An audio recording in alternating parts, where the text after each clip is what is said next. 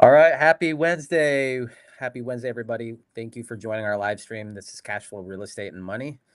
And my name is RJ Pepino, as you know. With me is Dave Payerchin. And today we have a very interesting topic. It's kind of top of mind for everybody. And we're talking about kind of the new administration's here, what they're who they're putting into seats of the new administration and how it's going to affect real estate. And so, plus, on top of that, we're going to be giving you some kind of insight on what we're going to be doing. We actually have a playbook that we're going to be going over tomorrow and Thursday at 8 p.m. And so, more on that a little bit. But thank you for being on here to our live stream today. And we're excited to get into this because there's some new things that are going to be coming out, some new policies that are going to be coming out, and it's going to affect your bottom line. So, talk a little bit about that today. And also, we'll get into what we're going to be talking about tomorrow. Happy Wednesday. Dave? Yeah, everything is speculation at this point. The new administration is not officially in until high noon on January 20th when Donald Trump puts his hand on a King James Bible and is inaugurated to be the 47th president of the United States. But he's won the election, so he's the president elect. So there's a lot of speculation. And us as real estate investors, it seems like every day we're talking about this. We're looking. There's so many good articles out there. We're going to be covering a very surprising article, which makes a ton of sense today. And it's going to be looking at how loosening up regulations, especially on environmentally protected lands. This is big.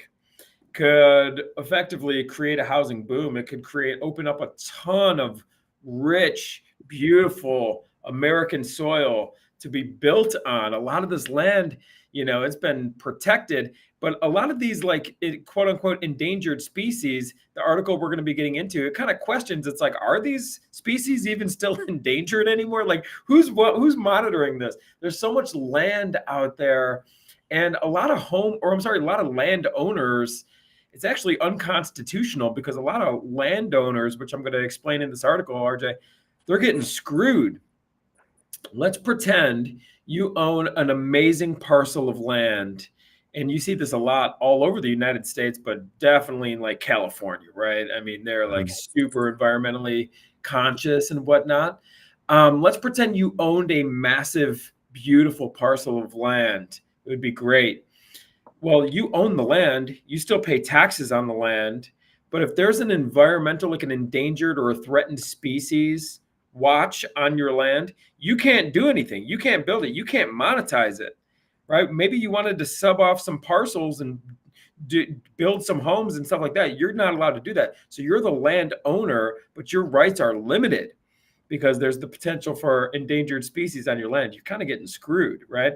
And I promise our founding fathers, when they wrote the Constitution and whatnot, they didn't intend for this to happen. I think it's gone too far, right? And I think Trump, being a real estate guy, as we're going to see in this article, part of his deregulation could be deregulating a lot of this environmental fishing and wildlife, and it's just it's really got a lot of landowners by the cojones, and they're not able to do anything. But if we can free up some of these regulations, it could effectively open up a ton of rich land, and that's what we're wanting. So we've been talking about it really since the election. There's many things, we're gonna kind of reiterate, but that's what we're going to be getting into is the opening up of land that is currently under the protection of government protection for endangered species. If we could open up some of that land. Have you heard anything about this, RJ? What comes to mind when I share this with you? Well, if it's land in major MSA, there's a lot of parks and stuff in the major MSA, that could free up what everybody is wanting, which is affordable housing. So we got to build on that land, but still pay attention to, what you're saying earlier is like, are these lands protected? Do we need to protect them anymore? Could it make way for some development in that particular area? Is it even land that we can develop on to help cure the shortage? I mean, right around the neighborhood that we live in, there's, probably 10 acres that could be developed. And out of that, maybe there's room for 50 houses there, so I think that, I mean, there's opportunity there, but also there's going to be a group that's going to be pissed off about that. Well, what we're trying to do here is we're trying to solve a problem of a housing shortage. So I think I think it's relevant to kind of take a look at, but also we're not trying to hurt the environment, or we're trying to keep these, protected lands still there. But at the same time, I think it's a viable option to take a look at if there really isn't, we're not really protecting anything in there. So I think probably these policies were built back in the 60s and 70s and need to be revisited.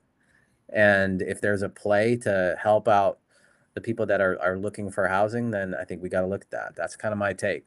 So hate me, love me, whatever, but we're trying to get you guys into some housing that's available. And create jobs. What a lot of people don't talk about is, I believe I heard a statistic: for every 100 houses that are built, maybe even less, but I think I remember reading, for every 100 houses that is built, it creates 300 new jobs. So the building and the construction of houses, you got to understand, creates a lot of economic activity, right? You got not only the workers, but you got the people providing the financing, you got people doing the surveys, the appraisals, the inspections, all the building materials, the manufacturing of the building materials, the purchasing of the building materials. You got real estate agents earning commissions. You've got, the list goes on and on. Yeah, I'm curious to see. I mean, if you guys watching this, who is watching this live right now looking for a house? If you are looking for a house, type in where you're at, city and state, and just type in one. I just want to see if there's anybody right now, and like, what are you doing to work towards getting housing? Because I think there's a lot of people getting pushed out of the affordability area because prices have gone up in some of the areas that we're in. There's not enough available. You're competing with everybody else. Anywho, do you have that article? Are you going to share that article? I do. Let me pull this up here.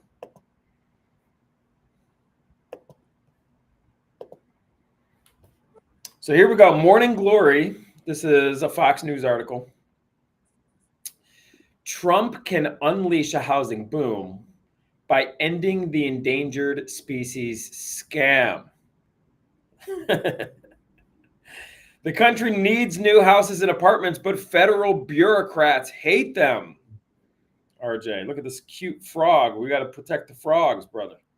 So, more than 1,300 species are listed as either endangered or threatened in the United States under the Federal Endangered Species Act, ESA.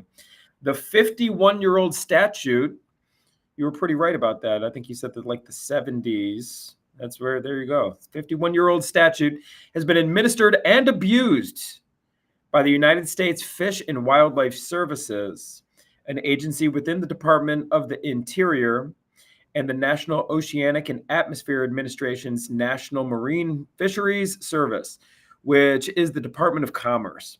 Two other agencies play enormous roles in the administration of the ESA: the U.S. Army Corps of Engineers, which is inside the Pentagon, and the Environmental Protection Agency.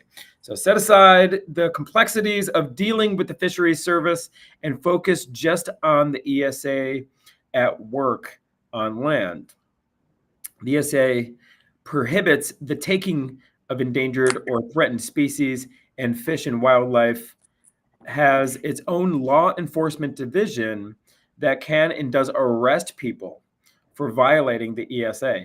A quote-unquote taking is an act that falls within the definition of harass, harm, pursue, hunt, shoot, wound, kill, trap, capture, or collect. The FWS has declared that harm includes significant habitat modification, which would be building, or degradation. So, RJ, you got to be careful out there. I know you like to fish. Let me just kind of back up. I don't want to see you arrested. There's serious penalties according to these bureaucratic divisions within our government. They will arrest you, bro. I'm a catch and release guy, unless we're going for walleye, which I know I try to stay within the rules there. But hey, I got to get my license for sure. And yeah, I still have it. It's still good. But you know, I don't know. I mean, there's places that I will sometimes just go and get the pole out and go and fish, and I don't have time to kind of check to see if this is a legal spot. So good to know, Dave. Good to know. Well, hopefully you don't fall into this, because the civil penalties for, quote, taking an endangered species begin at 25,000 per individual of the species taken. That would be like a fish, right? Like you take a fish, 25 G's. And a person or company that knowingly harms, harasses, etc., a listed species is looking at around $50,000 fine and or 1 year in jail for every taking, bro. So if you were to take 5 fish, you potentially are looking at 5 years and $250,000 fine. I will come visit you, bro. Well, I ain't catching any exotic fishes in the Scioto River unless somebody just put Well, you put don't know some. if you are or not. This is what this article goes on to say, is like, who knows what's endangered anymore? It's just crazy, right? So the ESA and Vast. it's vast. It's intersection with the Clean Water Act and the 3 cabinet agencies above, Interior, EPA, and DOD, provided most of my work in private law practice from, Let me get to the real estate stuff here. So,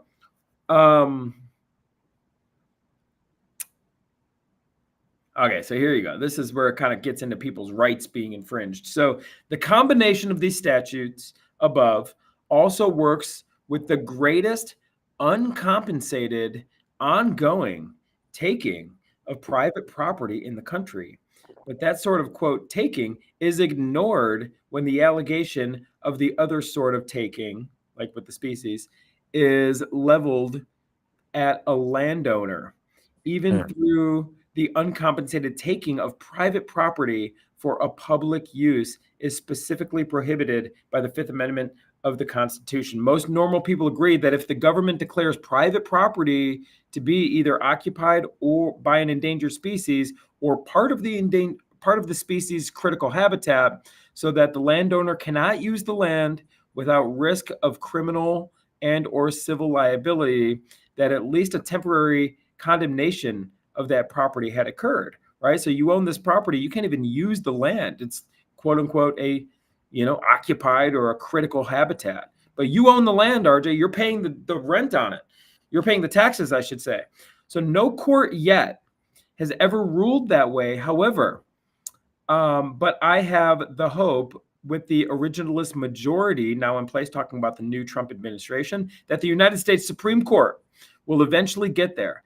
If the federal government wants a citizen's land to protect and recover an endangered species, the federal government should pay the rental or the purchase price of the property up front, and for as long as the sequestration of the private property continues. There is zero doubt in my mind that the framers of the Fifth Amendment would ever have countenanced the operation of the Endangered Species Act as it's presently administered. So what they're saying, RJ, is you own the land, government claims that it's a habitat for endangered species. You're not allowed to use the land, or you're a criminal. You're not allowed to hunt. You're not allowed to bulldoze. You're not allowed to do anything. Maybe you're allowed to take a walk, but it's your land.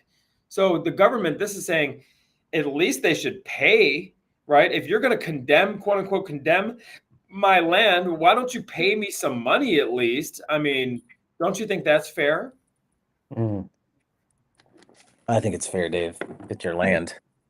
So this goes on to say that the new Trump, first off, it shows all these awesome pictures of we got foxes, and we have this cool alligator looking thing.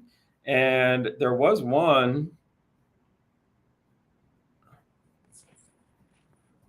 So the picture's there, and here's Trump. So what they're saying, President-elect Trump gestures after speaking during an American Flag Policy Institute gala at his Mar-a-Lago state. Essentially, all they're saying is when it comes to something that Trump ran on, which I do believe we're going to see, which is deregulation, a very good place to deregulate is going to be some of these. Let's take a good hard look at this endangered species land. And this would provide a lot of value because another thing Trump ran on was opening up federal lands. And maybe this is what he meant. So he was talking about opening up federal lands to to encourage building. But a lot of the federal lands is like literally in the middle of Alaska, surrounded by mountains. There's no freeways. I mean, it's not practical whatsoever to open up federal lands for building. However, maybe this is what they're thinking. Maybe they kind of dig into some of these regulations because this is good land. Bro, you got to think about it. If it's wildlife and stuff like that, you're probably talking about waterfront property. You're probably talking about property that's near cities, California. I mean, California is in a massive housing crisis. The whole country is, but so this could be a viable option. But like you had mentioned, it's most likely going to piss a lot of people off. It's going to, especially the activists. The hippies. We'll see what happens. Yes. The tree huggers, bro. So, while you try to police somebody that needs a house, you can't do it. And then it's like, I don't know, what are we gonna do? I just hope that they do take a look at some of these lands that, haven't been looked at since the 70s and just reevaluate and solve the problem that we're all having here is the housing shortage. Where can we build? Where can we provide? So good article share, and hopefully we'll get more clarity on that as it kind of was it January 1st? When is January? What is it? January 20th is the inauguration. Yeah.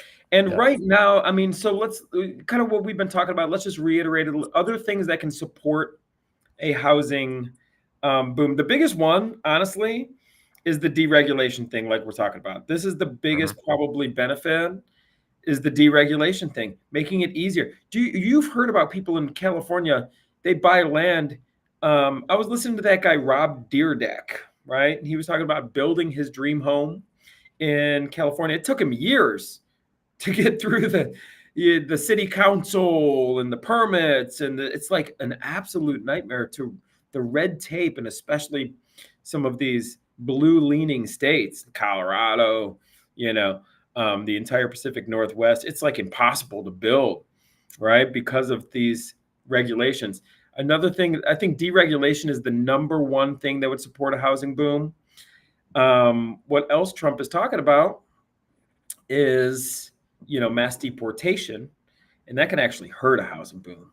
This is what a lot of people aren't talking about. It's going to affect labor. I agree with the mass deportation of like criminals. Personally, if we're going to talk about our views and stuff like that, who's not in favor of that? You're an illegal immigrant in the United States, and you're currently in the American, criminal system. You're currently in an American prison. Those are the first ones who got to go. Anyone who's breaking the law and crimes, come on, we're all on board to get them out. The workers, though, I wouldn't be in such a big hurry. It could actually create a pretty bad situation if you just are. The farming industry and the building industry and construction industry is dominated by immigrants, right? So if we were just to deport them all, it's going to create a massive labor shortage. And that's good because it's going to create a bunch of jobs, but it's also going to increase costs for these farmers and increase costs for these builders. And those costs will be then passed on to us, the consumer, right? So mass deportation, although it is good when it comes to criminals, I think we need to think twice about some of the workers. Yeah, so then your construction costs are going to go up because then you have to pay a little bit more. It's going to hurt that industry, plus all the tariffs that are going down. We're going to have to pay a little bit more for construction material, guys. So it gets passed to us. So we'll see how that all plays out. A lot of our We use a lot of general contractors. We don't check to see who they're using a lot of times. Hopefully they're all legal. Hopefully they're not criminals. But that's something that we can't control. Um, we'll see how it plays out. Well, here's the thing. Here's another good thing, though, that I think Trump, with the swipe of a pen, is going to help us. Taxes. Let's talk about bonus depreciation, right? He had bonus depreciation. What that means is we as real estate investors can write off future deterioration, right, of the property. How many years is it? 27 and a half? What is it? I think it's something like that, but here's the bottom line. You can write it all off today. You write it all off now, front load it all. That's the cool thing. So you can write that off against your current income. So if you got a robust flipping business like we do and like we coach you to do and teach you how to do, you got this flipping business, and flipping is great because it provides a lot of oxygen and income to your business, but it's also highly taxed. But if you own rental properties in conjunction with a flipping business, you can take massive losses on these rental properties and use those losses against your flipping business taxes. And you can essentially save a ton of dough and ball out of control is what we're trying to do here. So that's something that I do believe is going to help us as real estate investors. And, another thing is like interest rates. Here's the thing. The president doesn't control interest rates, right? But it doesn't matter. And I did a post about this recently. I don't care if the interest rates are at 4% or 14%. If you can make a property cash flow without making stupid assumptions and speculation and stuff like that, if the property cash flows even at 14% and it's in an area that you like, then buy it. You're creating financial freedom. The interest rates are less important than a lot of people. This is the headlines. Every headline's interest rates, everybody talks about it. But if you're a real estate investor like RJ and I and like our students are, we'll teach you to buy right, and we'll teach you to structure your deals. It doesn't matter if the rates are 4% or 14%. We're going to make money. We're going to do this business, and you're going to do it as well. But you just got to know how to, number one, buy right. Number two, structure your deals. We're getting a little creative sometimes on our buys and sells because it's all about cash flow at the end of the day. But the interest rate is not as important. If you buy it right, it still produces a positive cash flow. You with me on that? I am. So let me just share with you the basis of what we're teaching here. Let me on Thursday, this is our playbook in a sense. Can you see my screen? Yes, sir. So how we came up with this method, which is the PYF method, and we're giving away this blueprint. We're going to explain it all on Thursday, but in a sense of how to buy rental properties using none of your own money. And okay, so then you buy them and basically collect a fee to buy them. So you're getting paid to buy rentals if you either buy and hold or you fix and flip. So it's the BRRRR strategy on steroids because the flipping company is great. You have active income coming in, but there's going to be a deal that you're going to want to keep because we're going to show you how to analyze this, how it's going to cash flow, how it's going to pay you monthly, and how it's going to pay you eventually in the back end.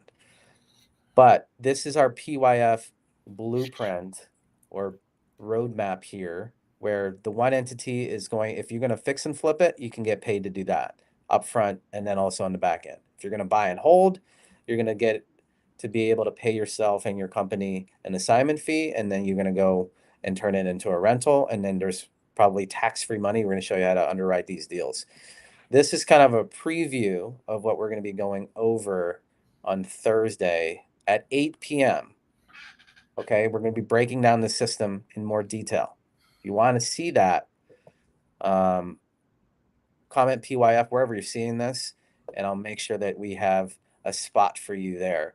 I think we only have there's probably like 20 spots left. So go comment. I'll send you the link. But this is what we're going to be going over. And this is relevant to kind of what we're talking about today because in anybody that comes in, whether it's red or blue or orange, whoever, there's still a way to maneuver around whatever they're going to try and pass. And this is a strategy that we've used in multiple years of doing this. So we want to show that on Thursday. Okay. If you're interested in seeing more of that, just comment PYF and I'll send you a spot. You can reserve your spot. I did just put this in the comments as well. The link to the free training is right there. And here's the deal, everybody. We've been buying and selling houses for a long time. At the end of the day, we can pick and choose our favorites when it comes to politicians. Once you are a true real estate investor, you understand how to buy right, create cash flow, do deals, negotiate great deals. You're gonna create your own economy. You're gonna be able to succeed. Doesn't matter. Like RJ just said, doesn't matter if it's the red team or the blue team or the green team or the purple team. There's money to be made, and we are opportunity seekers, and that's exactly what we teach people to do. Also tomorrow. So the free training is tomorrow, but we're also doing another live stream tomorrow where we're bringing on one of our students who's balling out of control. And the guy's getting ready to leave his full-time job. Maybe I shouldn't say that. I don't know if his employer is going to see this, but he's getting ready to go full-time in the business. I mean, it has been amazing for us as real estate coaches and trainers, not only to build a successful real estate business of a flipping business and a buy and hold business, but seeing our community's results is the most gratifying thing. It really is. It really is. You see success in other people, and it motivates you more than your own success. Isn't that funny? It's just like we're typically nicer and kinder to somebody else than we are ourselves, the way our self-talk and things like that, on a personal development level. So we've been seeing tremendous success within our community. And if you're interested, in seeing the playbook, that will be Thursday. Link is in the comments, or you can send us a DM. We'd love the opportunity to have you there. Or if you want to get started and you're ready and this is going to be your year, just get started. We are rocking and rolling. I don't care if it's November, December, we're doing deals. I mean, we had a big month and we're going to have a big month next month. It's just like, it's game on. No more procrastination. There's always an excuse if you allow yourself to fall into that. Just work with guys who are doing it on the day-to-day as we are, and work with guys that genuinely care about their clients and students, which we are. We're on the phone with them 3 days a week. A lot of DMs too, and a lot of chat going on all the time. So we're helping our people get deals. If you want to find out more about our coaching, we have a special website, creamlaunch.com. And we will have to wait and see. We typically like to bring on about 5 people a month because that's very manageable. And it's our goal to help you be successful, as we've helped many, many people. So with that, RJ, bring us on home. If you have any questions about what we talked about, hit us up in the chat.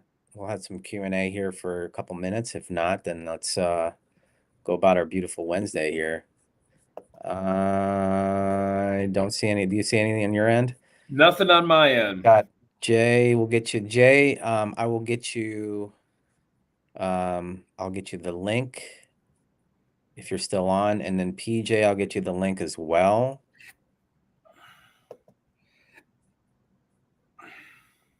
And Austin, if you're seeing this, Austin, can you go into the IG chats and send them the link? If not, then I will do it.